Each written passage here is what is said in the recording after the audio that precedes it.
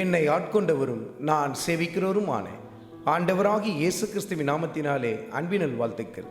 கிறிஸ்து இயேசுக்குள் மிகவும் பிரியமான அன்பு சகோதர சகோதரிகளே, எபிரேயருக்கு எழுதின நிருபத்தில் 6வது அதிகாரத்தில் 11வது வசனத்தில், நீங்கள் அசதியாயிராமல் வாக்குத்தத்தமான ஆசீர்வாதங்களை விசுவாசத்தினாலும் நீடிய பொறுமையினாலும் சுதந்தரித்துக் கொள்ளுகிறவர்களை பின்பற்றுகிறவர்களாய் இருந்து. கர்த்தருடைய ஆவியான இந்த இடத்தில் நமக்கு சுட்டிக்காட்டுகிற காரியத்தை சற்று கவனித்து பாருங்கள்.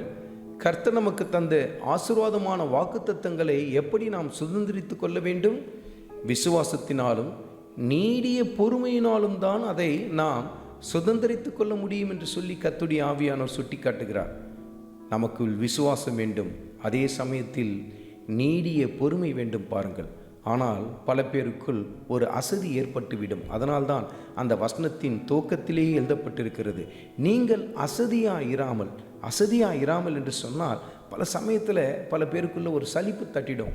இன்னும் எத்தனை நாள் நான் காத்திருக்கிறது, இன்னும் எத்தனை வருஷம் பொறுமையாக இருக்கிறது, இது எப்போதான் இது நடைபெறுமோ என்று சொல்லி ஒரு சலிப்பு தட்டி அசதி ஏற்பட்டுவிடும். அதனால்தான் கர்த்தருடைய ஆவியானவர் சுட்டி காட்டுகிறார், அசதியாக இருக்காதீங்க, விசுவாசத்தோடு கூட இருங்கள், நீடிய பொறுமையோடு கூட இருங்கள். நிச்சயமாய் கர்த்தர் உங்களுக்கு கொடுத்த வாக்குத்தத்தங்கள் நிறைவேறும். பாருங்கள், ஆபிரகாமுடைய வாழ்க்கையில் அப்படித்தானே நடைபெற்றது. அவர் எவ்வளவு விசுவாசத்தோடு கூட நீடிய பொறுமையோடு கூட கர்த்தருடைய நேரத்துக்காக காத்திருந்தார் அல்லவா? கர்த்தர் மெய்யாகவே அந்த காத்திருத்தலுக்கும் நீடிய பொறுமைக்கும் கீழ்ப்படிதலுக்கும் விசுவாசத்திற்கும் ஈசாக்கை பதிலாய் கொடுத்தார் அல்லவா? அருமையான மகனே, அருமையான மகளே, இன்றைக்கும் நீ தளர்ந்து போய்விட்டாயா?